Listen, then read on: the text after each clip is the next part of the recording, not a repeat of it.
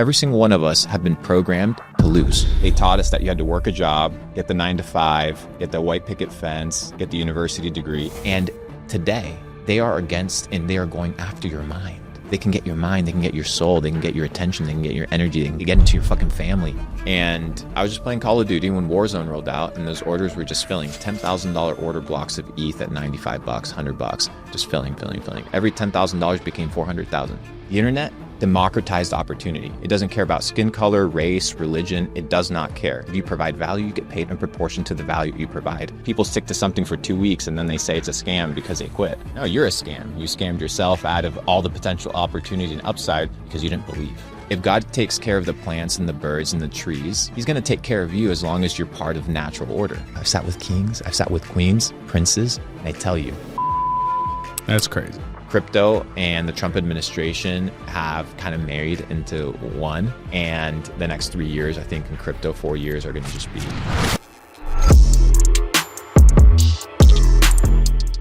Over the next 60 minutes, Luke, Belmar, and I are going to teach you how to make more money. Looking at two people just like us who came from foreign backgrounds, didn't come from any sort of money or anything like that. And looking at the come up of, Luke doing multiple 8 figures of bankroll net in the bank, me doing the same exact thing with my agency and a few other businesses. And today, we're not only going to break it all down, but I'm going to show you the behind the scenes of who Luke Belmar actually is. Everyone has this mysterious outlook of him online of how he came up, did his parents have money, all this other stuff. And I'm going to squash all that because coming from Atlanta, Georgia, I actually got to see Luke before he was what you guys see him today as. And I think it's a lot more tangible when you're able to touch that stuff. But the net result of today is when you finish this podcast, you should be able to go and make way more money in your life just based on the stuff that we're going to tell you guys today. Thank you for having me. Thanks for the intro. It's an honor to have you in this office, man. I think when we did the first Capital Club IRL event, it was a group of like 40 people in Miami, and it was you. You were there, and you were one of the most OG people in the room. It was a lot of the younger come-up people now, people that you see established. But I've seen you scale, build your ops, build your operations in real life. Restaurants, digital businesses, absolutely crushing it. And I think it's a testament to the fact that the American dream is still alive, but not in the way that they taught us. They taught us that you had to work a job, get the 9 to 5, get the white picket fence, get the university degree. And we, even though we did some of these things, realized that the internet was this digital gold rush kind of thing that if we capitalize on it, even if we come from Lebanon, Argentina, third world countries, we could still make it. And we're testaments because each of us took different lanes, but we kind of saw each other's come up and each other's growth. And I think the best is yet to come. So over the next 60 minutes, let's teach people how to make some money. Oh yeah, not even close. And bro, mutual respect back to you. Like I know a lot of people that make a lot of money. I've never seen someone be able to control the flow of money as easily as you can. Like I'm not going to share things on this podcast because a lot of it's private, but like seeing you snap your fingers and make deals happen that just generate insane amounts of money that other people can't even comprehend generating in their life is a skill set that like barely anyone has in this world, and you have that. I think when you see our stories online and you see people that come from nothing and actually are able to become multimillionaires, provide for their family, build family dynasty, not just taking care of your wife or your kids, but your parents and your relatives and your siblings, it becomes epic. I think it all comes down to belief. When I got started making money, I always believed that I was destined for something bigger. I didn't know what it was. It was always kind of like, you don't know what the future looks like. In the video game, you kind of unlock levels as you become a better player, but you trust that you're going to become a better player, that you can always kind of persevere the next day and the next day and the next day. And what people see today is just a cumulative effort of 10, 12, 13 years of effort that come and stem all the way back from pressure washing basketball courts, cleaning toilets, flipping wings in Buffalo Wild Wings, anything that I could do to make a living. And now we're in Atlanta. For a time I lived in Atlanta, and I told you, dude, we were going to all these restaurants selling door-to-door ManyChat bots when ManyChat was the new thing. Like that's what we were trying to do before Ecom took off. And you're like, dude, we used to do the same thing. It was service-based business.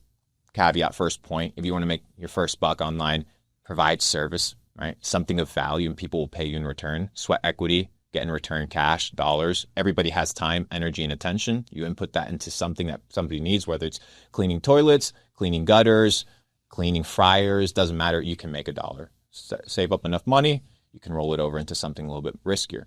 But when I got started, pressure washing basketball courts, cleaning toilets, I always knew that there would be opportunity. You just had to show up.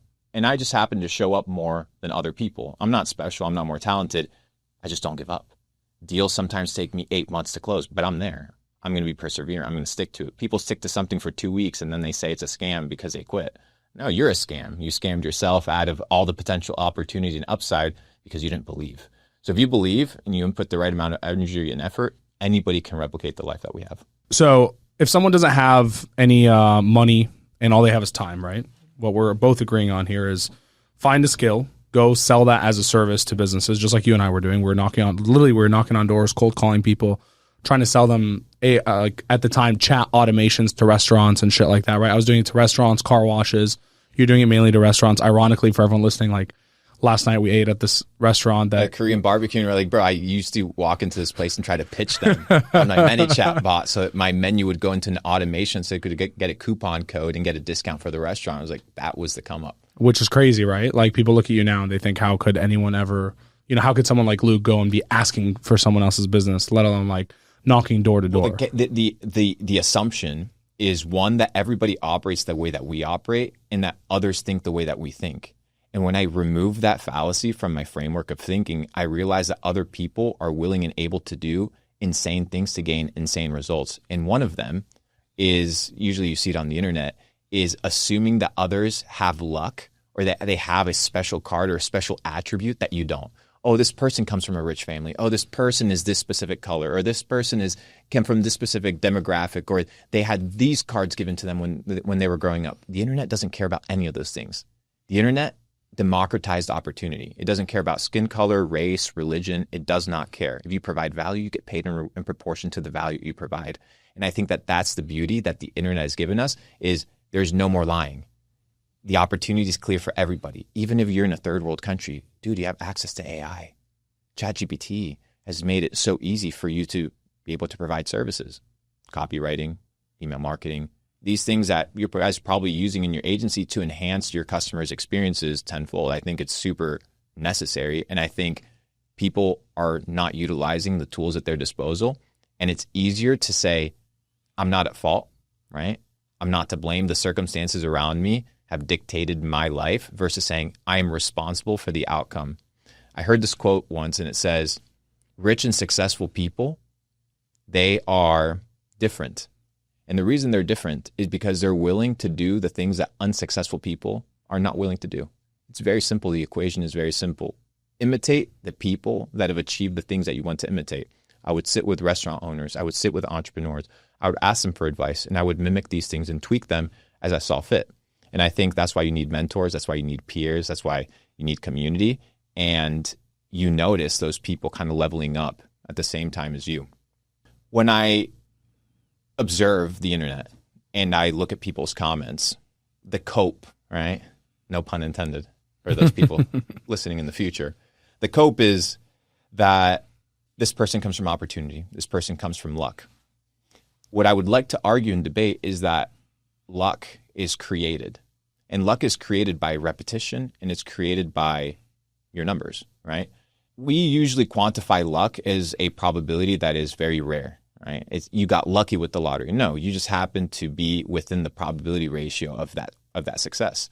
So it's not that luck exists or doesn't exist, is that we can increase our luck and our probability of success by repetition, by the hours that we input. And to go back to your question is, okay, somebody wants to make money. How? Well, you can't make money if you suck. So the first thing you need to do is develop a service-based business or a skill that you can get paid for. If you suck, if you have no skills, turn off the podcast right now. The rest isn't for you. We need to work on your skill set. But if you have some sort of skill that can provide value to the marketplace and you input enough repetition in hours, you will succeed. It's inevitable. Yeah, I mean, at the end of the day, like you said, I think cope's a great word. It's easier for everyone to blame the circumstances and themselves at the end of the day. This is probably the biggest problem in all humans across the board, right? Like if someone's fat, they're not going to sit here and blame the gym or their nutrition. They're going to say my metabolism sucks. For sure. You know what I mean? Like, I mean, I did that shit for a long time. Oh, fuck, dude, genetically my family's fat. Like our metabolism sucks. It does. Don't get me wrong. but like I can control those circumstances by just working harder than the next person does, right? And it's the same in every asset. And so like even these people that are overseas, it's pretty cool. This summer we had an event in Lebanon. We had like 4,000 people show up, and dude, there are kids in Lebanon who 3 years ago were coming to these events with us, these meetups. Kind of like, I mean, a big inspiration as part of this is you, right? I attended that Capital Club event in Miami with you the first time, and it was like kind of like one of my first exposures to like young money. Like I used to go to all these events and stuff, and it's kind of hard sometimes to quantify the possibility of you making a lot of money when you're young. For sure. When everyone in the room's 50. It's like, yeah, fucking of course they're 50. Have to wait 20 years in order to... Exactly, right? But sitting on that boat, seeing like a 17-year-old kid doing $2 million a month, I'm like, yo, I'm stupid. Yeah. You know what I mean? This kid's 5 years younger than me, just running circles around me financially at this point. And so it kind of opens up your mind. And it's cool because then I started throwing these events in Lebanon, meetups, very similar like that. I used to do them for free. Hey, I just want to help people. It went from 50 people to 100 to 500 people to 4,000 people. Next time, probably 15,000 people if we wanted to. I mean, we sold out 4,000 in 10 days. I say all this to say, like, there are people who were there 3 years ago making $1,000, $2,000, $3,000 a month in Lebanon, which is still a lot in Lebanon. This month, they're pulling in 100, 150K a month. It's real. I believe it. And it's real money. And like no one in Lebanon can even fathom it. But that is the level of access and democratization that the internet's created, just like you said. Like the democratization is like such a perfect word for that, bro, because like it levels the playing field, yet people still find a way to give themselves the excuse as to why they aren't making it. And I think it boils down to the same reason when you're in a relationship and there's no reason to have a bad attitude, but you keep up the act of having a bad attitude because you don't want to be wrong in that scenario. You have to, in order to make money, you have to admit that what you were doing before in life was wrong. People don't want to admit that. People don't want to be like, you know what, for 20 plus years in my life, I was headed in the wrong direction. I had a conversation with my dad recently. He had a lot of epiphanies in his life. He was at my home. And he said, you know what? I've realized that for the last 20 years, the way that I was thinking about life was wrong. Because you guys left home. It's a huge one. Yeah. Because he's like, you guys left home. And I realized that I didn't know how to be anything except a dad. So when you guys left, I was left with nothing because I didn't know who I was. So the initial exploration comes with the fact that if you want to change in life, you have to admit that the current lifestyle that you have is not the best. And that requires humility. You know, that's why Jesus says that the meek and the humble shall inherit the earth, because that's the truth. You have to become a student before you become a master. And you have to feel stupid before you become intelligent. And you have to feel poor before you are rich. And you can't skip the process. And I think that we were willing and able to look at our situation and be like, if I change, my situations will change. If I change, my life will change. If I change, my people around me, they will level up by symbiosis. I am the catalyst of change. If you assume that, now you're not only assuming the responsibility for the bad things in your life, but you're also assuming the responsibility for all the upsides. Every success is yours. Every win is yours. You earned it. You did it. You made it happen. You won. Another famous quote and great quote is, the rich and the poor are both self-made, but only the rich will admit it. The poor person doesn't want to admit that the lifestyle that they have is theirs. It's theirs. They chose it. So whether you're rich or you're poor, it's your choice and you can change it. But just have the humility to recognize that you have to change because you're not hurting anybody except yourself. And you can, get rid of the mask, the hypocrisy, the mirror, the mirage of illusions that your life is perfect. Nobody's life is perfect. You optimize and you get better. When everybody operates like they're just students of life and they're just learning, then their life begins to change because every decision is about becoming better and improving and not about being right. If you don't want to be right and you want to be rich, then be humble. Cool. So we're 100% in agreement on everything you're saying. Here's my question though. When you're sitting there frying wings at Buffalo Wild Wings, like how do you even have the capacity to think of like, I'm going to be successful? And like, how far could you even think? Because I remember, dude, when I was working a job, I was literally in a supplement store, like a typical supplement store, like a GNC. You walk in, you buy like $20 vitamins, and like that's the people I'm dealing with, right? Like minimum wage job at the time. Yet I was in the back, like learning, taking courses, whatever, between people that were walking in. I was always studying. The guy next to me was always on Netflix, right? And like there's a clear gap in our life of where I am and where he's at right now, right? Because of that. But I only even had so much foresight at the time, right? Like at the time I could only fathom making 10K a month as a huge goal, right? Then you get there and then it's next. And then I'm sure now even the deals that we're talking about, right? We're talking about $100 million deals, $1 billion deals, et cetera, right? Whereas like no way our brain could have fathomed that at the time, sure. Right? So like where were you mentally? Do you even remember like when you were doing those jobs, like how far ahead could you even like think or see? There's this concept of excellence, and excellence is irrelevant and doesn't consider what you're supposed to be excellent at. Excellence comes from being present and doing the best that you can in the current moment that you have. If you think about the future, you're just preparing to have just your brain melt with impossibilities, with anxiety, with things that you can't control, because the future is not real. So I don't live in the future. I don't think about the future. I just want to do what I'm doing right now well. All I want to do right now is on this podcast, give you the best of me, right? And if we operate with that same attitude always, then life will always give us the best present moment. So I was telling, I was walking into your office and I was telling Laura, I was like, wow, I don't regret any of the come up. I'm so glad every part of my experience was what it was because I was so in the moment enjoying it. When I was driving in my Ford Buick, doing door-to-door sales, knocking, I wasn't thinking about one day sitting in the McLaren or in the private jet. And I wasn't like, oh, I'm missing out on that. I was just like, I want to do this thing really, really well. And if you just enjoy the present moment, which is all that you have, and you just with all your effort, just want to honor God, and with all your might, everything that you do, your energy is just to reflect Him, then you want to do everything well. Business is an art. Entrepreneurship is an art. Everything is just a masterwork of God's greatness. So you don't want to, paint God in a poor light. So everything that you do is a reflection of Him, and then you just point back to glory, be like, why is this so epic? Well, just God makes everything epic, Makes sense. But at the same time, though, a lot of people work really hard. They give all their might. They do everything they can, but they're kind of still like not where they want to be. You know what I mean? Where's that gap, you think? Like mentally? I think it has to do with, it's not about working hard. It's about becoming a different person. Because it's not about working hard. When God tells you, be still and know that I am God, that's the antithesis to the work culture that everybody tells you you're supposed to subscribe to. If God takes care of the plants and the birds and the trees, He's going to take care of you as long as you're part of natural order. The thing is, we operate outside of natural order. People want things that they don't truly want. They've been hit by Edward Bernays' propaganda of having 19 cars. You're like, Luke, I got 70 cars, but you know what? I made a business out of it. I'm like, he cracked the game, right? Whereas the other guy is trying to flex the car in order to keep up the lifestyle, to keep up the image, to keep playing the mini game. So the treadmill. Correct. So it's not about the thing. It's not about the lifestyle. It's about the mindset. And I think the mindset has to be present, do things with excellence, and understand that when you plant a seed, you don't wait for 9 months looking at the ground asking, why is this not? You don't get upset. You're just like, hey, I'm planting the seeds. As long as I water it over 9 months, 10 months, 12 months, 3 years, natural order will take care of the rest.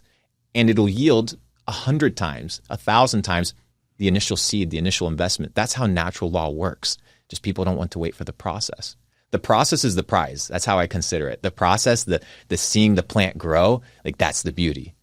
Picking it, eating the fruit is only rewarding if you saw the entire process, because now you're associated with the growth. You're associated with the excellence. You and I can sit and go and smoke a cigar on a lake and be like, wow, this feels epic. Why? Because we knew what it was to work in fast food restaurants and we knew the struggle. If you were born with a silver spoon in your mouth, you don't, I've sat with kings, I've sat with queens, princes, and I tell you, they don't eat different steaks that we do.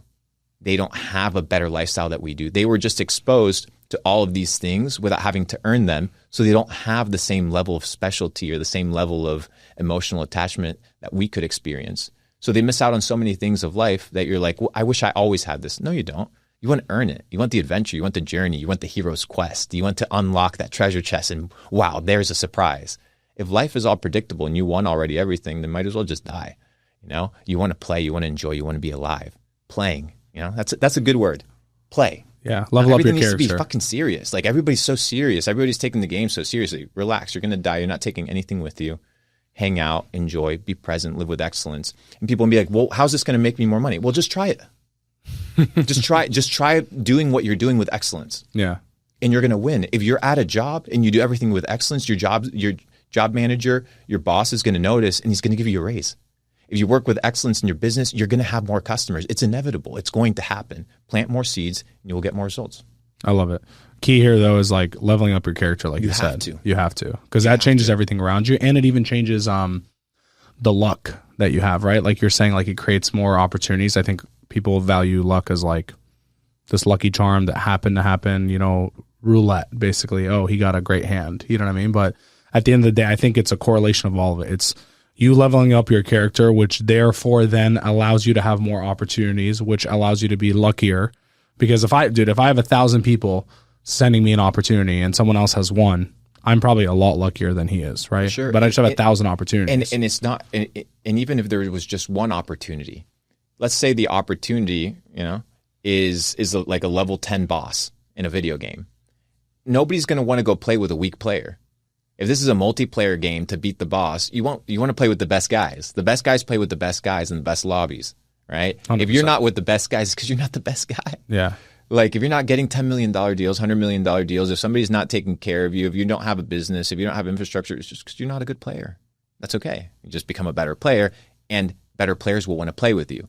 So if opportunity is not coming your way and you have to go chase opportunity, right? We're talking about chasing versus attracting.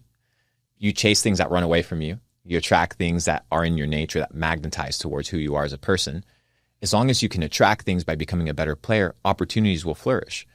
So it's by positioning, which creates opportunity and luck, and it's by becoming a better player, increasing your XP points so that other people can observe you and do what? Realize that their self-preservation, which is what we all fundamentally want as creatures, is in safe hands. Because I could trust you. You could trust me. We know this. Why? Because we've put each other to test. And you know the other player's skills. If you couldn't trust me, I wouldn't be around. It's very simple. So if you're not in the room, it's merely your fault. Become a better player, show up, be present, and you'll increase your chances. It's inevitable. So what are the best ways, if I become a better player in today's world, do you think, to make money? I think number one is you need mentors. You need to find people in your life that have gone to places where you want to go, and you need to emulate these behaviors. Not emulate them like the church teaches, which is mindless, robotic repetition, but understand the nature of why somebody inhibits certain characteristics and traits. I was meeting with a good friend of mine. You know him, Jem Burrow. He does Google ads or whatever it is. And he makes money. And I see it with you as well. For some reason, it's you agency guys. You work so hard. We work way too hard. You work so hard. Bro. It's a great business model when you don't have money, but when you start making money and having skills and opportunities, it definitely decreases. So like I see you guys and I'm like, wow, these guys, I know why they're successful because they put in the hours. It's like, it's evident. I travel with you guys. I see how you work. I'm like, it's evident that these guys make money. Why? Because they just work better, stronger. Like the outcome has to be. It has to be winning. There's no other outcome. So I think the first one is you need mentors. And I think mentors don't come from paying somebody for a consultation phone call. It comes from this idea of synergy and symbiosis. Like I could come and spend 2 weeks in your office and I would learn so much. That would be a mentorship experience for me. So unless you find mentors in your life, you're not going to know where to go. They don't need to be alive, right? But they need to be a guiding beacon for you because you are clueless. Clueless doesn't mean you're an idiot. It just means you don't have the clues to solve the puzzle. So go find somebody that does. The mentor is kind of like when you have that puzzle deck, the mentor is kind of like the finished image in the front. He doesn't do anything. Yeah. You just know what the outcome is. You just know what the puzzle needs to look like. Correct. So find those mentors. That's a great analogy. In your life. Find those mentors in your life. The second is you need mentees. Even if you're just beginning, you need somebody that you can pour yourself into, whether it's a spouse, a younger sibling, an employee, somebody that can keep you accountable to growth. Because that person that is leveling up, you have to always be on top, ahead of them, whether it's 1 step, 2 steps, 3 steps, but you're able to polish them and bring them up. Therefore, also then creating, which is the next step, time freedom, which is what we all need. We need time freedom and able to think. When was the last time you spent 1 hour, 2 hours intentionally thinking about what is the best course of action for your life? Sunday. Yeah, you do. The average individual, they don't stop and think. They don't stop and evaluate, is this job that I'm holding the best opportunity? Is the current way that I'm operating my business the most profitable? And people just continue to do the same exact thing. So 1, you need mentors. 2, you need mentees. And then 3, you need to break the patterns of current operating system, how you're currently doing things, to evaluate if there's ways to optimize. And you do that by, I do it through scientific method, which is the process of developing a thought, criteria, evaluating if something is legit or not, and finding a hypothesis and a conclusion, determining if something is true. That's a method of thinking that I utilize. But when I spend time listening to podcasts and I spend time listening to creators, their advice is always do in order to get. And I used to subscribe to that philosophy until I started behaving in a different way. And that philosophy was no longer the only way that I could level up. And I realized that it wasn't about working hard. It was about becoming a new person. And the Bible says, be transformed by the renewal of your mind, and the renewal of your mind by the word of God. So if you want to live a different life, you have to perceive the world differently. So when you said, yesterday we were talking about $100 million deals, our perception 10 years ago wasn't developed. We hadn't put on the lens of reality, right? Where it's only framing. It's only framing, right? That difference in conversation from $1 million to $100 million is just how we frame reality. And framing comes from renewing our mind. And renewing our mind comes from getting rid of the lies and the programming that we've been told on how life is supposed to be. 401k, retirement, you have to live in the white picket fence, and you have to drive that Camry, and you have to shut the fuck up and pay your taxes and don't bother anybody and never make a noise, never offend anybody, stay within the rules, and that's it, and die peacefully. If you don't subscribe to that and you want to live an outgoing life, a life where you set your rules, you have to have a renewed mind. Why? Because every single one of us have been programmed to lose. The last 18 years, I hate to break it to you, of education were designed to make you what? A slave, a working person, a 9-to-5 individual, which is fine. Most people find their security in their job. I don't. I find my security in my skills and in my relationship with God. So if you position yourself as an individual that wants to find mentors, aka I have a student's mindset, I have a leadership mindset, which is I'm willing to pour into other people. I position myself to identify opportunity, and then I have a mindset whereby I'm not looking at doing, but becoming a person to which opportunities come. Then I set myself up for success. And what is success? Success is being able to achieve your end result. Most people will never live successful lives because they never have decided a port of destination. They don't know where they're going. They don't have an end goal. They're just like running around. They don't know. Well, you're making money. Why? My dad asked me the other day, he's like, I just need 10 million in the bank. And I said, why? If I gave you 10 million, Dad, you wouldn't even know what to do with it. You just have found the security in the digits on the screen that are just imaginary pixels because you haven't found your confidence somewhere else. And I think if you find your confidence in your self-development, in your skills, you find your confidence in your relationship with God, have enough faith to not work and just create, right? To honor him, he will provide. And I think we've created this work culture where everything is about building in this temporary world and not really focusing on the things that matter. When you tell me, I go back to Lebanon, I go back to my home country and 4,000 people show up and their lives become better, that to me is like, okay, this guy gets it. This guy understands. Because he goes back to where it matters and he creates the change and he doesn't keep it for himself. He doesn't kind of like hoard it. The value kind of spills over. And I think that's the ultimate goal. The ultimate goal is service, like serving people, taking care of people, taking care of your clan, taking care of your people group, giving yourself up for them. But you can't give out of an empty place. So people feel that frustration. I want to give to my parents. I listen to people's dreams, and most people's dreams are benevolent. They're good-hearted people. I want to take care of my family. I want to take care of my friends. But you can't take care of anybody out of an empty place. You can't pour out of an empty place. You have to be full. Sometimes you have to be selfish. You have to go through that journey, develop yourself, and then from a place of leadership and a place of strength, then you can take care of others. And I think that most people, when they sit in the luxury car, they realize that it's an illusion. When they sit in the big house, but they're sick, they're not healthy, they realize that they don't live in the big house, they live here.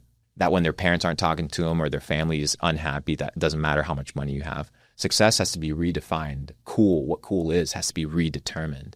I think money has given me and you the freedom to take a step back and to be like, how do I want to play the next part of my game?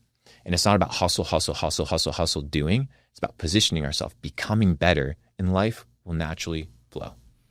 I agree. The thing is, I want to challenge something there. Please. For a second.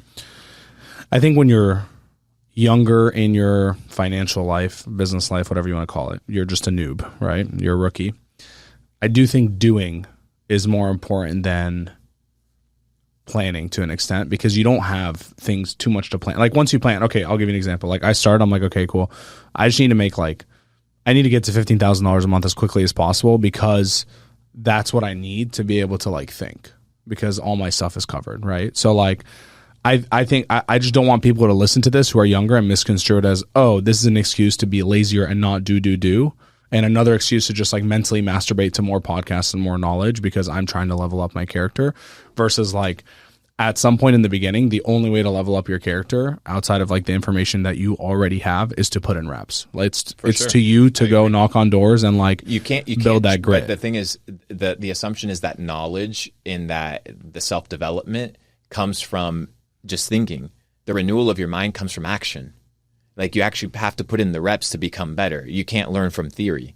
You have to learn from practice. You can't study Facebook ads. You have to run Facebook ads. You have to get in the trenches and click the buttons and get in there. But unless you go through the preparation phase, it doesn't matter how many buttons you click, you're going to be clicking the wrong buttons. 100%. So it's that symbiosis of always juggling personal development, action. I think Brian Johnson said something really impactful that I heard. He said, when I realized that I wanted to live forever, I turned off my brain and I just started doing. And that means that he planned, he made the preparation, and then when it was the right time, he switched off his brain. Because if we keep our brain on too much, then we begin to wander, we begin to double think, we don't go into flow state. Yeah. Doing is where you go into flow state. But a lot of people never enter flow state because what they're doing is the wrong thing. So it's more so, don't take the first step unless you understand what your end destination is. And it doesn't have to be a billionaire. No, I need to make 10 grand. That's my next destination. And then the next destination, and then the next destination. And by the end of 1,000, trips, you've hit so many destinations that now you have a big treasury. Right? And that's what we look at. We're like, whoa, look back. I was like, that's a lot of money. I didn't expect to have this, but you just put in the reps. The issue is people never take the initial time to plan the destination, to plan the trip, and to count the cost of what it means to be an entrepreneur. The cost is expensive. It requires hours, tears, dedication, struggle. Lost relationships. Yeah. But that's never talked about. Yeah. We never talk about what you have to give in order to get. You have to buy your freedom. Your freedom isn't free. You have to buy it. And it's expensive. It requires time, energy, attention. But everybody has those things. You just want to make sure that you're inputting the energy, time, and attention into the right vehicles.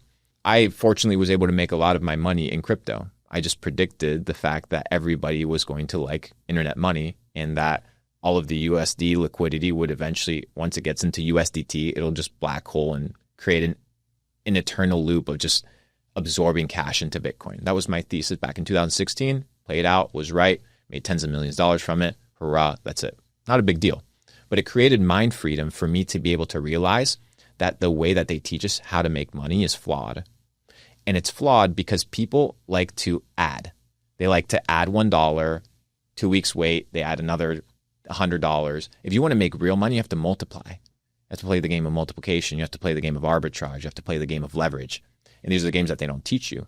And these games were taught to me by the players that respect you by leveling up. And at the highest tables per se, they never talk about money because everybody has it. They talk about your personal development, your character, your trust, your loyalty, the things that money can't buy. And these are the things that people sacrifice and are willing to get rid of in order to make the money, right? So I think if you preserve your character, you preserve your nature, and you're patient, it may be bitter initially, but the fruit of patience is so sweet.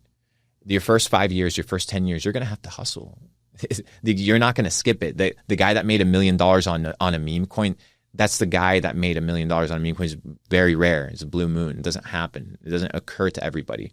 If you want to make money, it has to come from not luck. It has to come from opportunity development. That development comes from skill repetition, and it comes from rep maxing. You have to go hardcore in your reps. There's an individual that talks about bodybuilding in a very philosophical way. He was a contender for Mr. Olympia, and his name is Mike Mentzer. And he talks about the way of developing a perfect physique equates to 3 necessary parts. And these 3 necessary parts apply to any endeavor of life. So if you apply these 3 endeavors of life and these 3 endeavors in life, any action that you take, you can master, whether it's fitness, whether it's health, whether it's business. When he says intensity, how hard you go at something. You know, the time you go to the gym and you kind of half-ass it versus the time when you go all in. Intensity matters in business as well. The second one is extensity. How long do you go to the gym? Do you go 6 months? Do you go a year? Do you go 3 years? And then repetition. So how hard do you go at something? How long do you go? Duration, stamina. And every interval is how many repetitions, how much intensity in every single one of these units.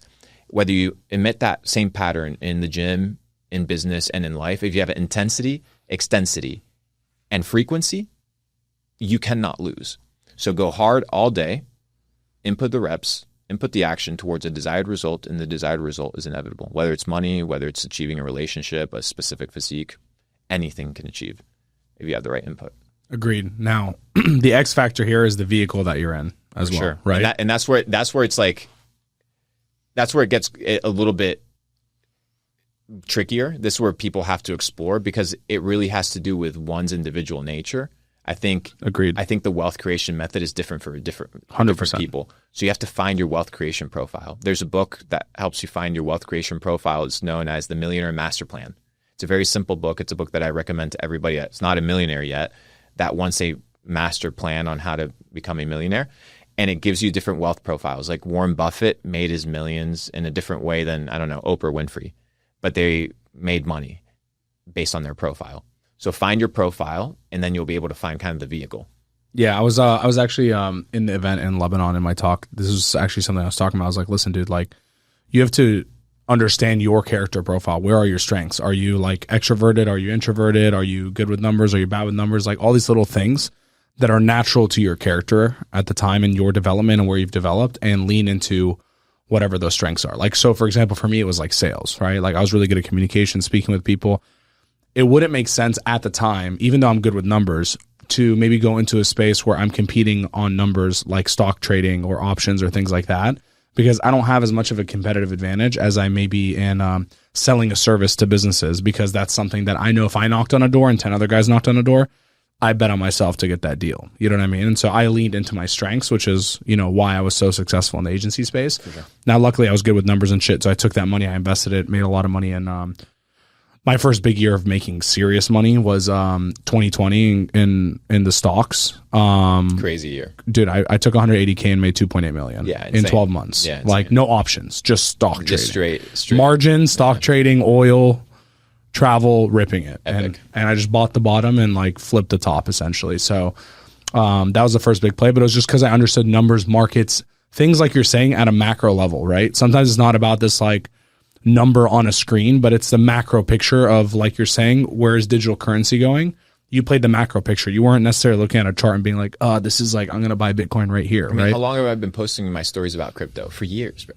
I mean, forever. 15, 16 probably? 2017 on Instagram. Yeah, that's when I first bought ETH, is 2017 in December. Yeah. I looked back just to check before this podcast. 2007, bro. Imagine I'm sure you sold. I did. I have I'll probably post it on my stories. I was playing Call of Duty. It was my first $1 million month in Ecom, playing Call of Duty in Florida during COVID. And I remember hearing the notifications go off on now closed exchange. What was it called? It was Bitstamp and then Bittrex. Bittrex already closed down. I remember Bittrex, yeah. And I just remember the XRP orders filling in at like 10 cents and Cardano at a penny. And then it went to I remember Cardano at a penny too. That was crazy. And I was just playing Call of Duty when Warzone rolled out, and those orders were just filling. $10,000 order blocks of ETH at $95, $100, just filling.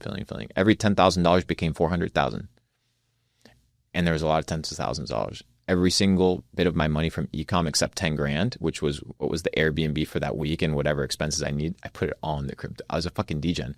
I was telling my girl, I was like, dang, the risk profile that I took on to get to where I am today is huge. I took so much risk. But you really didn't. Let me tell you why. Tell me why. Because you leveled up your character so much that you knew you could go make $1 million a month. So your risk is actually lower than how it's perceived. So for example, I have a very high risk profile. I risk all my money. All my money is in crypto, businesses, projects. I mean, I'm talking to you about this cannabis project I'm doing. I'm like liquidating myself to like build this thing, right? But it's because I have the security of generating income. For sure. I know if it all falls apart, if you took all my money, everything, you left me, myself, my character, my connections, I'm making millions of dollars. You have $100,000 in the bank. Easy. Yeah. Right. I mean, maybe next week. You know what I mean? If you really put my back against the wall, probably tomorrow. You know what I mean? With no money, no nothing, just skills network. That's it.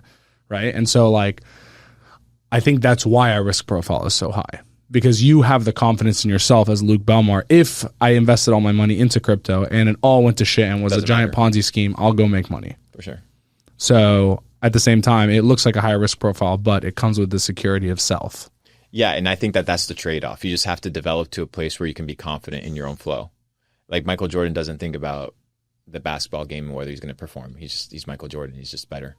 Yeah, and he definitely doesn't think about missing. Correct. His assumption is he's hitting the basket. And it's so the repetitions that have taken him there, plus the natural raw talent, plus the momentum. And I think momentum is the next big component about making money. Is you have to be at the right time in the right place.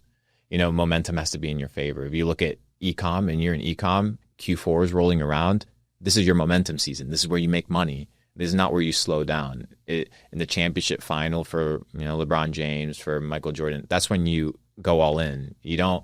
What you did all year doesn't matter if you don't win. So I think when opportunity comes, people don't go all in.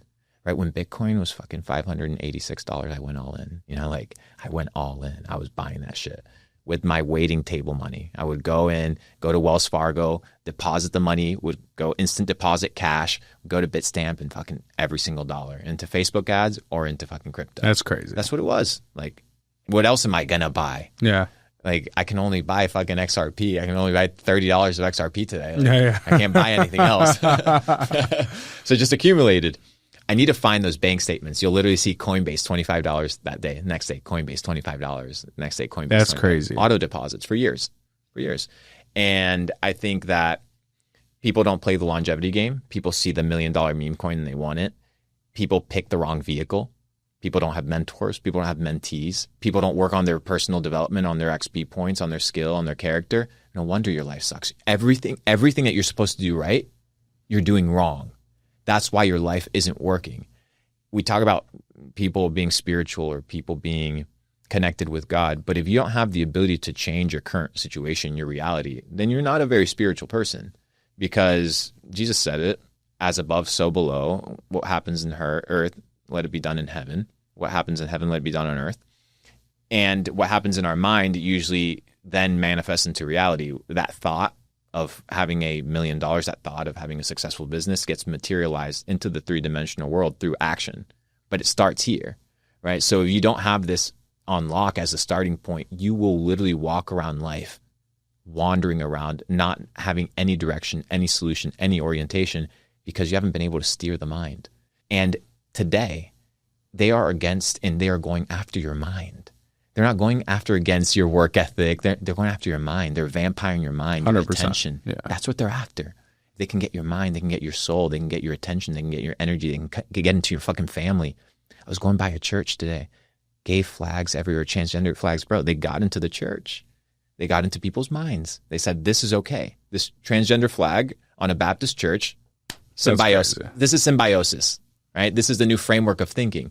So once you accept new frameworks of thinking, then people operate differently. So what you need to do is renew your mind. Renew your mind. Be in a relationship with God. Be closer to God. And when was the last time you asked God to bless your business? Isn't he the best business partner to have? He doesn't take any equity. He's the best. Funny. Yeah, I mean that is a hard part of today's society though. Like even just like the surroundings you have, like even your parents, right? Yeah. Like it's warfare on your mind. It's warfare on your mind at all times, right? It's your friends telling you, bro, you don't need to go to the gym today, or it's your friends like not doing as well as you financially, so why? Like I'll give you an example. In that same plaza that we ate dinner at last night, or maybe the plaza over, there was like a sub shop at one point for a long time and they closed down. But I used to go with my uncle. I used to drive all the way from here there on Wednesdays just to take my uncle out to lunch because we were super close at the time. Now we're not so close for personal reasons, but a big part is mentality difference. And I think this was the day where it kind of started. I worked really hard. I used to take him out every Wednesday, and I sat down at the sub shop, and I was like, "Hey man, I got some big news." He's like, "What?" I was like, I hit my first 10K month this month. Epic. And he's like, "That's awesome." I was like, "Yeah, dude, I can't wait to like get to 50." And he's like, why are you still working so hard? You already hit 10K. Like, yeah, what's the point? You're making 120 grand a year. I was like, that's just the next level. Like, there's another level past that. And well, I was like, wait, why? I'm confused why I'm being discouraged from continuing to grow. Yeah. And you know, reflecting back, it's two things. It's one, he can't comprehend that isn't a lot, number one. But two, in a weird subconscious way, he doesn't want someone else to do better than him because he's sabotaging you because it's a cope. It's a cope. That's why people keep coping, and they cope hard and hard and hard, and they keep coping because they look at somebody else and they're like, one is they know that if they did the same amount of effort and energy as the other person, they could achieve the same result. I know it. I look at other people in my life and I was like, if I did what this person is doing, I would have what they have. And people know that. So they just attribute it to luck. They don't want to be responsible, because if you're responsible for the good stuff, you have to be responsible for the bad stuff. So it goes back to humility, right? If you look at the serpent and you look at Adam and you look at Eve, the reason why Satan fell from heaven was pride. He wanted to be like God. Most of us act like we are God in our lives. We want to be God. We want to have the final say. We want to be the decider of our life. We want to look what I've built, like Nebuchadnezzar before God turned him into a beast. Look what I've built. Look at the kingdoms. Look at the things. Look at the works of my mighty hands. Right? So everything's pride, ego. And when you get rid of that, you begin to evaluate that the reason you work, the reason you do these things isn't for the vain glory and the pride and the ego. It's for God. It's to worship God. That's why we exist. And when we operate outside of that natural order, whether it's by making money, whether it's by working a 9 to 5, if we operate outside of the order of giving glory to God in everything that we do, and people think about giving glory to God like this idea of going to church. No, the idea of giving glory to God is to be in order and in natural law and in obedience to Him. Whatever that looks like, He will tell you if you're in connection with Him. And I think people have divided entrepreneurship, they've divided business, they've divided spirituality, and they've compartmentalized all of these things individually in life, and they have different standards. They go to church, but then they run a drug business, or a cartel. And then they'll wear the cross, but then they'll put a hit on somebody. So it's like they have moral absolutes and they have criterias of excellence in different areas of life, instead of just looking at their life as a collective unit and being like, I want to have a successful life. I want to have a life that is pleasing to God. When God looks at the inner depths of my life, is He proud? Is he proud of me? Does He say, "Well done, my good and faithful servant"? Does He look at me like He looked at Jesus when Jesus was getting baptized and said, "That's my son in whom I am well pleased"? Right? Or does He look at me and says, "No, I know you're a fraud. Like everybody else around you, they see that you're legit, but I know you're a fraud." I don't want that. Like that's not how I define success. So the accolades, the recognitions, the things of the world, the merits, all these things come because God provides them and God gives you the ability to enjoy them and have them. But you have to give credit to God at the end of the day, because our mindset, our character, our way of thinking, the opportunity that we have was literally given by Him. And if it wasn't by Him, we wouldn't have it. Right? So humility to recognize that you can change. And by that humility, you begin to change, and life becomes better than by having an attachment to your pride and your ego and that you've done things right up until this point. That was the biggest catalyst for me, was recognizing I don't know anything. If you rely on God and you allow yourself to become a better player, whether it's business, entrepreneurship, finance, biohacking, spirituality, relationship. Truth is truth regardless of where it exists. And it'll present itself as truth in a relationship, in business, and it'll apply everywhere. Show me a man how he runs his business, I can tell you how he treats his family. You show me how he treats his family, I can tell you how he's going to treat his employees, because he might be hypocritical, but between the hypocrisy, you can notice the cracks of character, and you can know somebody's true nature in every scenario. Just become a better person. Ask God to polish you, to show you truth. And the process of truth, if you look at the Bible, it's not this process of adding more things. We're usually in the process of discovering truth. Like, I want to know more. I want to know. I want to know. I want to know. I want to find the truth. The process of truth in Proverbs is usually associated with gold. And the process of refining gold is about removing things. You put it in the heat and under pressure, and the dirt rises, the impurities go to the top, and you clean it. And the process of truth isn't about adding things and philosophy and doctrine and dogma and stigma and task lists and to-dos. It's about removing the programming, removing what others have told us who we are, removing the disbelief and the insecurities and the lack of faith. When you remove these things and God does a process of pruning and purification, then the truth shows. And the truth is that we're creating the image of God, and that if we choose and position our lives to be of service to him, he will bless us. He will bless us in every aspect of life. If you operate outside of God's law and God's order, yes, you can have money, but you can live a very miserable life. So the goal is how to find wellness. Somebody asked me, what is the most important thing for you in life? And it used to be finding truth, but now it's to live a life of wellness. And the life of wellness means that every area of your life is well, it's healthy. And I think that should be the ambition for people that are trying to live a life that is truly successful. Focus on one thing, making money. It all comes back down to you need to be able to take care of your physical needs before you can take care of your spiritual needs. That makes sense. You got to be able to eat, be alive. But once you get past that threshold, continue scaling, continue leveling up, but never forget what actually matters. I see so many people playing the mini game of business, forgetting that it was a mini game to buy them freedom, and then they give up that same freedom to continue playing the mini game when the mini game was already beat. Anyways. No, I love it. It's very insightful, and I think if someone's especially listening to this, like newer, I think they got a lot to think about. It's a different framework, we can talk a lot about actions, and we can talk about a lot of like, go learn this, go read this. There's plenty of actionable advice, a book recommendation, go find a mentor, plenty of things that if you actually apply to today, you can make more money. I think a couple avenues to consider to make money, Ecom, I think is essential. If you have some money saved up, I think service-based business is key because you don't have to input any initial cost. I think once you have some money, Ecom is good. It will always be around, whether it's TikTok shops, Facebook ads, Google ads, SEO, whatever. It's just retail at the end of the day, right? Retail, just D2C, selling to a consumer online.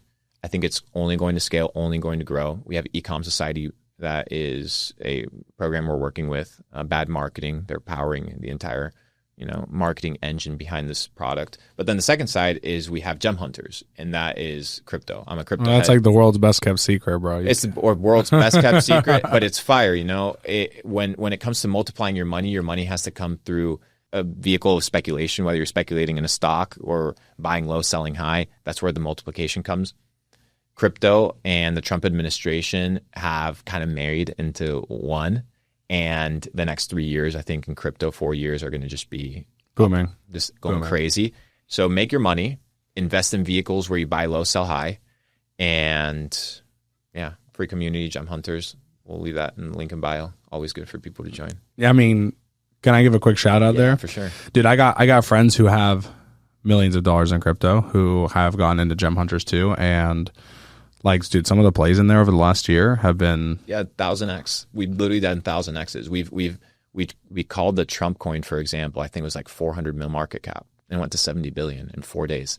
That means you have to be in the market, prepared, tuned, ready to roll with the proper information to capitalize on these opportunities. We were telling people, and you called the right one. There's so many of them, bro. Sure. Like that night, there was so many. I'm watching my brother trade them all, and he's like, I don't know which one it's going to be. I think the number one thing is, like you said, you have to put in the reps.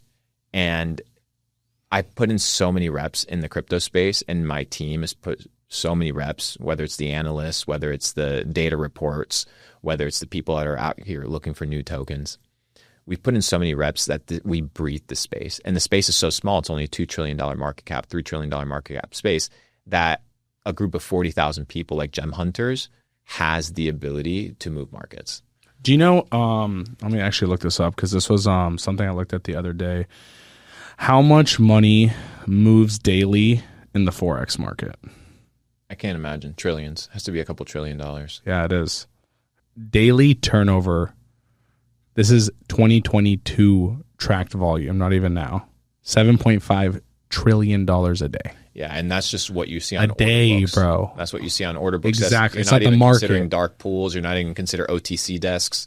You're not considering anything. So like crypto is doing a couple $100 billion a day. It's so small. It's so small right now. So small. It's only going to grow. If you use your phone, you're going to be using some sort of crypto rail payments in the next couple of years. You know what's funny? I actually even with like the older people in my church, I have this debate all the time. They're like, oh, you should invest in real estate. And I'm like, you're an idiot. You should invest in crypto. And like, we always go back and forth. And like, one of my logical arguments is like, dude, listen, let's just take a $500,000 house 10 years ago.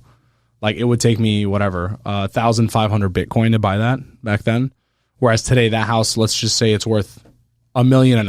It's tripled in value. It takes me like fucking 12 Bitcoin to buy the same house. You know what I mean? I was like, and it's only going to keep going. If I talk to you in 10 years, it's going to take me a quarter Bitcoin to buy the same house, no matter what the price is. The thing is, the boomers, they wanted to dump real estate on our heads. So they overpriced, overinflated their asset. We are their exit liquidity if we choose to. And everybody's just like, fuck you, I'm not buying an apartment for $1 million. Exactly. I'd rather rent and put my money in crypto. For sure. And even now, dude, like Lebanon, I mean, you know, take it what it is. People look at it as a third world country or whatever. But it's probably still expensive. It's super expensive, but that's not even my point. Anytime we ever split a bill, it was in crypto. Epic. Because there's a guy from USDT, Australia. Everybody USDT. Exactly. There's a guy from Australia. There's a guy from UK. There's a guy from America. There's a guy from Canada. There's a guy from Lebanon. How the fuck? He can't Zelle me. I can't Venmo him. Like, there's no financial currency that we can all trade together except USDT or crypto. And I'm gonna send you Solana. And the thing is, you look at people in America because they have Venmo and they have Cash App and they have PayPal. They're like, why the fuck do I need Bitcoin? But if you're from Zimbabwe, if you're from South Africa, if you're doing a trip, if you're from Lebanon, if you're from anywhere, and you need a currency that is your medium of exchange that everybody agrees is a store of value, today it's either Bitcoin, Solana, USDT, ETH. Bro, people will even take Dogecoin. Like, 100%, bro. I bought a beer. I bought a beer with Bitcoin in Thailand in 2017 December. Epic. And I was like, it's over. Yeah. I was in fucking Pattaya on the beach in a random spot. And they're like, I was like, you take Bitcoin? It was a QR code. I remember I scanned the QR code. I had a Binance wallet at the time. And Binance puts was the allowed. address on, and you just input the amount of money. And I input whatever 0.00 whatever the fuck Bitcoin, and I paid for it just to like have that fulfillment. Like, yo, if this random like bar in Thailand in bumfuck nowhere Pattaya can accept my Bitcoin for beer, where are we going to be at in 10 years? For sure. You know what I mean? That in that moment, I was like, all in. And I think it's only going to continue to grow. It has to. So there's a couple bets that I made in this market based off of this criteria, which is the USDT needs to be able the US dollar needs to be able to keep its world reserve currency status in order for the US government to kind of keep the economic Ponzi going. Why? Because you're so funny. Well, here's I get it. I'm on the same so it's like so it works in this framework. Right now, the U.S. dollar just acts as a settlement layer for what? For speculation. It's a settlement layer for speculation. It's not used for anything else except the stable version of getting in and out of an asset. The moment we stop speculating, there's no real reason to hold the dollar. The moment we stop speculating on Bitcoin and we say Bitcoin is more valuable than the dollar, right? Then there's no more dollar. We're just going to use Bitcoin. That's where everybody's going to move over. To be fair, though, what is Bitcoin priced against? Correct. But it's priced against the current reserve asset. So the reserve asset is what it currently anchors. So you're saying 20 years from now, it's Bitcoin. Maybe. Everything's, this is 0.000. But the US dollar doesn't want that, right? And the reason the US dollar doesn't want that is because the settlement layer for everything, whether it's oil, whether it's USD. It should be USD. Yeah. So now the government is working really close with stable coins. They have to. USDT, USDC, and the reason you don't see competitors coming up is because this is probably some CIA Fed operation. So any other competitors like Dai, the founder, got suicided in Puerto Rico. Just look it up. He tweeted about it the day before. He said, the CIA is trying to frame me, or my ex-girlfriend is a Russian spy, and she's trying to plant CP on my laptop. The next day they found him dead. And Dai is the decentralized stablecoin that is pegged by Bitcoin and another basket of assets. So once again, that character is a threat to the U.S. government because you're pulling away from the stable reserve currency, the currency which is your settlement layer. And the settlement layer is where all the speculation kind of ends. And today it's the U.S. dollar. The moment it loses that status, it has to continue creating instruments of speculation so that people can continue circulating the dollar. The dollar is no longer a reserve asset when it comes to being able to keep your money safe, but it is just the currency of exchange. But if you want worldwide, I always tell people this: I can take $100 bill, and anybody will accept it, and any country in the fucking world will take. Anyone will take. Any person will know what it is, right? So Bitcoin is quickly becoming that, but it's different. I think that there's more education required. Yes, like the dollar, I could give it to an old 80-year-old person in Lebanon, and he's like, "Wow, $100." Well, there's a physical unit. There's something tangible. There's a culture created around that Benjamin Franklin that makes you feel rich, and that's part of the speculation, right? Yeah, it's that this $100 bill is worth something, whereas 50 years ago that $100 would have bought you a suite in Manhattan. Today that $100 doesn't buy you anything, and doesn't 2 Uber rides. So the value, half an Uber ride. My boy's taking black. So I think you need to be able to, if you want to multiply your wealth or hold your value above your inflation, which is 4 to 5% every single year, it has to be in Bitcoin. It has to be in an appreciating asset. You need to be able to find an asset that is like a liquidity wormhole, whereas money comes in, it never leaves. So Bitcoin, safest asset, highest appreciating asset in the last 10 years. I remember sitting in 2017 around Thanksgiving with my family, and this is where the meme of Thanksgiving and crypto kind of took off, which was tell your parents about Bitcoin during Thanksgiving, and then we use them as exit liquidity, because that Thanksgiving Bitcoin dumped from 20,000 all the way down. That was the end of the bull market. But I remember during Thanksgiving, it was everybody in the family goes around and says what they're thankful for that year. And Luke, what are you thankful? I'm thankful for Bitcoin. Oh, what the fuck you mean you're thankful for Bitcoin? That's so shallow. Well, where we are now today, That's crazy. So I think you have to trust yourself, develop XP points as a good character, have a good relationship with God, keep the vessel pure so that God can continue speaking with you, work hard, put in the repetitions, find mentors, pour into mentees, build into people, build into your community, into the future, and find ways to arbitrage the amount of effort and money that you're making so that in the future your money works for you. And in short, what are those ways you think in today's world that are the best ways to arbitrage your time? I think right now you want to arbitrage attention, right? So you need to create a personal brand. The personal brand doesn't have to be you, but it can be your company. It can be something that people can connect to. If you look at Tom's back in the day, the shoe business, they would give a pair of shoes for every pair of shoes that were purchased. So now you had community and you had goodwill and benevolence attached to the purchase. So I think we're going to a culture where people are looking for these things. That's why you look at Hormozy book launch, and it wasn't selling you books, it was you donating books. So this appeal to benevolence and to goodwill is something really important.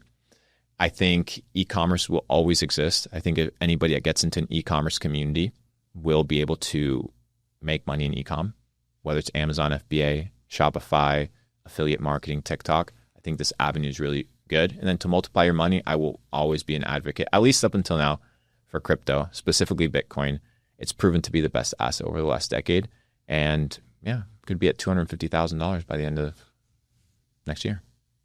You think? I think it might be sooner. Why? I think it just might rip. I mean, it will. It is. It's ripping. Yeah. We're over 100,000, bro. This shit's crazy. Yeah. So quick shout outs though, just because I'm involved in these, like Ecom Society is crazy what you've done. Like you've taken like what people charge $10,000 for and given it to people at a fraction of the price just to be able to create a community where you can get all the top experts and actually like give people game, but also put people in like a community, which is honestly like one of your superpowers is like creating really high level communities. I've seen this from you since like 2019, I can't LARP as the ecom guy. I'm not the ecom guy, but I know how to build communities better than any ecom guy out there. So I've put together the best people that can help you succeed in e-commerce, and we've put together Ecom Society, and by symbiosis, bringing the best experts in digital marketing, copywriting, the best experts in TikTok, Google Ads, Facebook, people who have done billions of dollars in paid traffic, bringing those people together as mentors, right? And creating that community factor is something that hasn't been created, doesn't exist, and cannot be replicated because nobody has the extensity of the network to power a community like Ecom Society. You can go find a course. You can go find a free course out there, but there's plenty of free courses. When you pay for a free course, you get free things. When you pay to play, which is part of the equation, then you unlock new levels.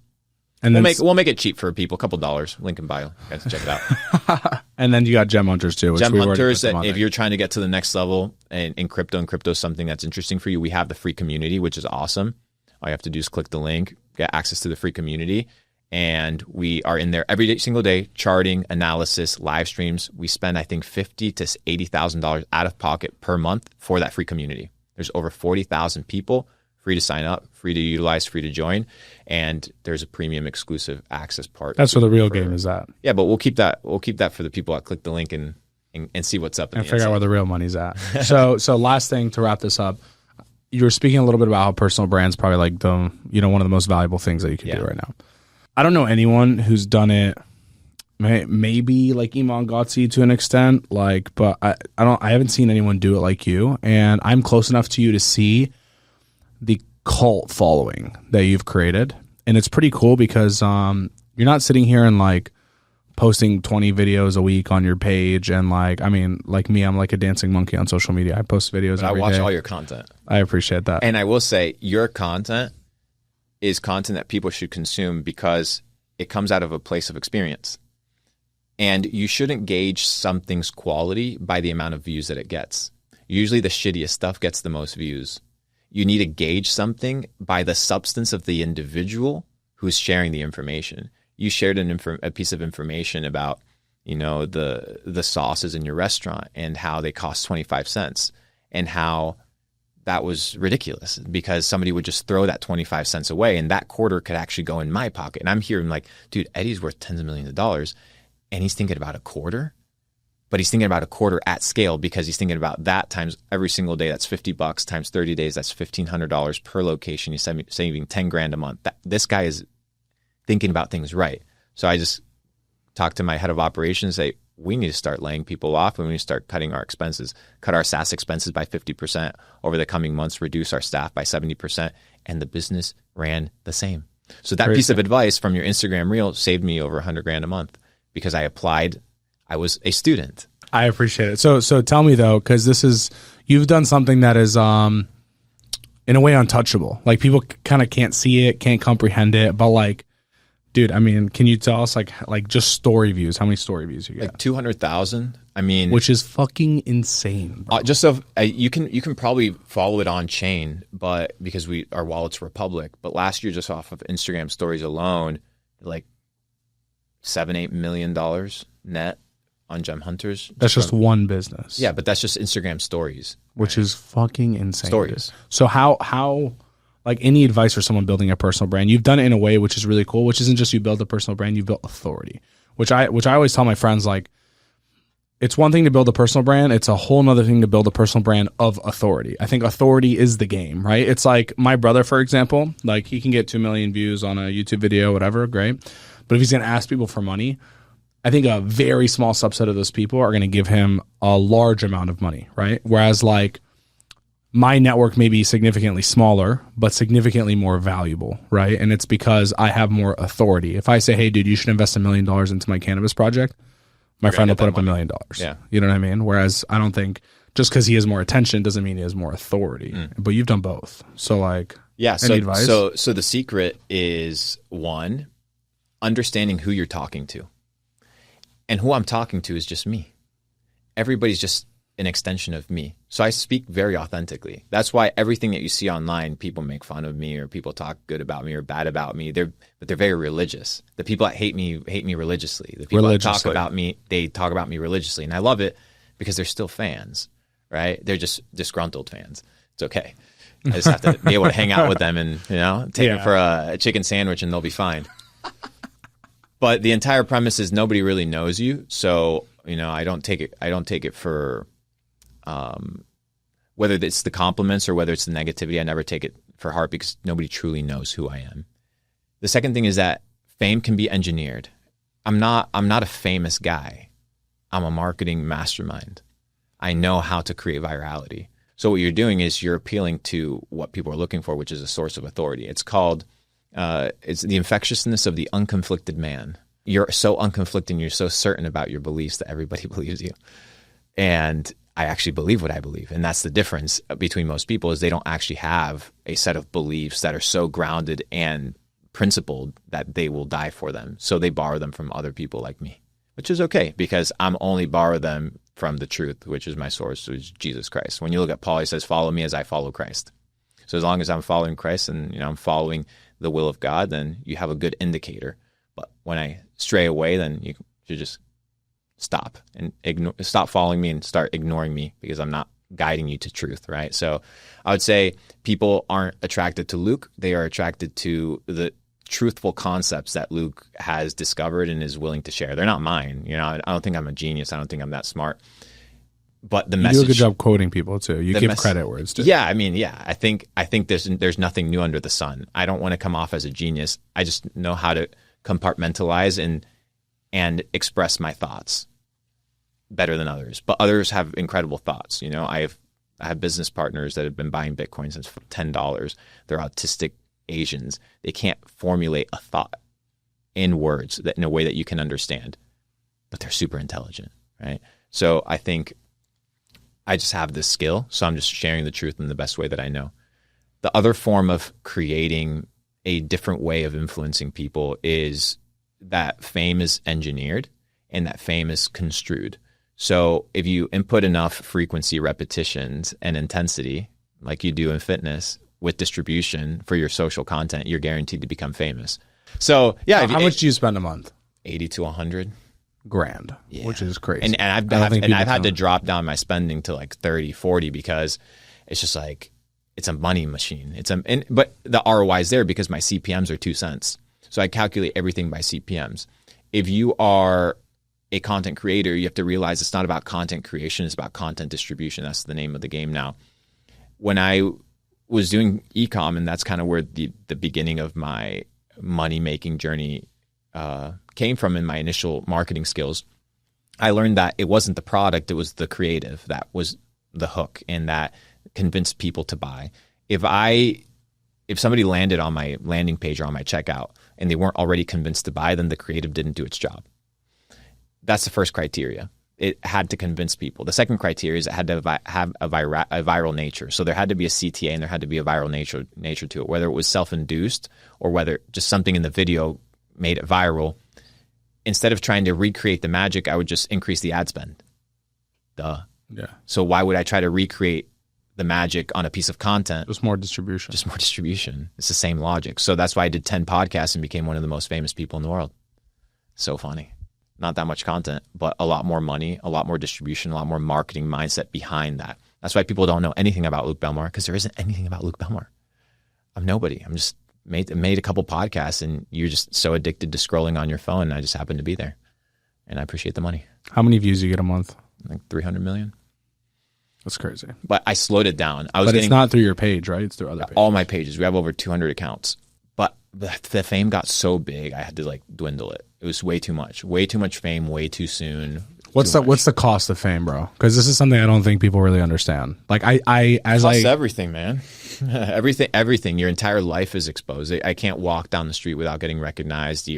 Somebody's always looking over to determine if everything that you're doing is right. You don't know, but cameras, shooting you. And then I'm also in crypto. So it's not that I'm just famous, but I'm one of the most famous crypto people on the planet, and people know that I have money.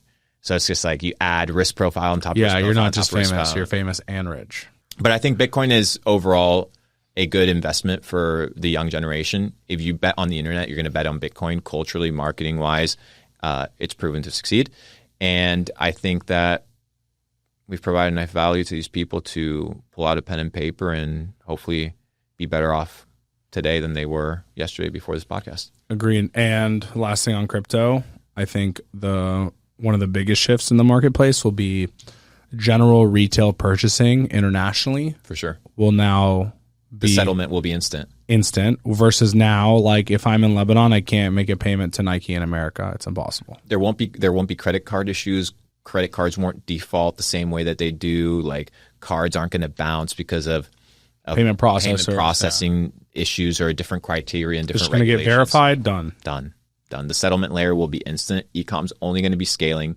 I think that there's a couple ecosystems that are doing stable coins extremely well. The first one is Ton, the open network, which is built on Telegram. Have you ever done that? Have you ever sent money via Telegram usernames? I haven't, but I'm invested in the coin. Okay, so hear this out. This is when I started buying the token. First is Pavel Durov, one of the best entrepreneurs of all time. For sure. On Telegram. Fucking 13 employees. Yeah, he's a genius. Yeah, so you bet on winning people, right? In the stock market, you bet on winning horses. You bet on Elon over the last couple of years. You bet on NVIDIA You just have to bid on winners. 100%. So in crypto, same thing. You bet on winners. And what was fascinating to me was when I sent somebody $1 million in USDT via a Telegram username with no transaction fee and no gas fee because it was on the TON network.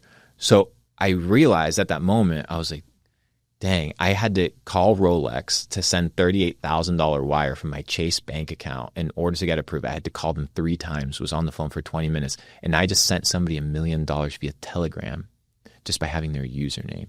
And then I was like, whoa, settlement layer, USDT, stablecoins, any company or product that is building with these rails in mind and having crypto in every pocket like TON, they are going to win. So there's a couple of these companies, there's a group of these companies that are going for that. Keep an eye out for them because I think that they're coming for the entire SWIFT banking system. Yeah, agreed. It's outdated. Yeah. ACH, SWIFT, wires, outdated, gone. Yeah, it's the future. So let me, here's how we wrap up all these podcasts. We ask our guests, what's the best piece of advice you ever received? My favorite verse in the Bible is Proverbs 3:5-6, which states, trust in the Lord with all your heart and lean not on your own understanding. In all your ways, acknowledge him and he will direct your path. Ignore everybody. Ignore the naysayers, ignore the haters. But when God speaks to you, God will direct your path. Listen to him. He's the creator. He's the best business partner. He's the best spouse. He's the best friend to have.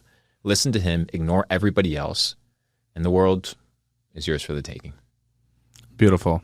With that being said, thank you to everyone who tuned into the podcast. Luke, bro, thanks for coming out here, man. You dropped so much game for everyone. Like if you got this far in the podcast, you know exactly what to do to take your life to the next level. Hashtag undeniable in the comment section if you want to be seen and looked at in life. And people say, that's an undeniably excellent person. I love that. And if you guys want access to Luke's resources, things like that, we put them all in the description for you guys. Very easy. Gem Hunters, Ecom Society, anything else. This guy has it all, and he still takes the time to give to everyone else in the world, be able to give you guys access to resources and communities to be able to make your life better so you can make more money. I promise you, the little dollars that you're going to put to those are never going to really affect Luke's life at this point. So, and with that being said, we are headed to go have some spicy chicken sandwiches. Scoville chicken, baby. Peace. Let's roll. Thanks so much for watching another episode of the Bad Marketing Podcast. I hope you got immense value from it. And if you did, all we ask of you is that you share this with a friend that you think could find this very valuable. And depending on the platform that you're watching or listening to this on, please like, subscribe, or rate the podcast as best as possible. It really means a lot to us. We pour so much money, time, and effort into getting these guests here, filming all this, editing it, all for free just to give you free value. And all we ask in return is that you just share this with people, you give it a positive review so that we can continue to reach more people and impact more lives with all this effort that we're putting in. With that being said, thanks so much for tuning into the episode, and I look forward to continue to provide you more valuable content moving forward on the Bad Marketing Podcast. Make sure you subscribe.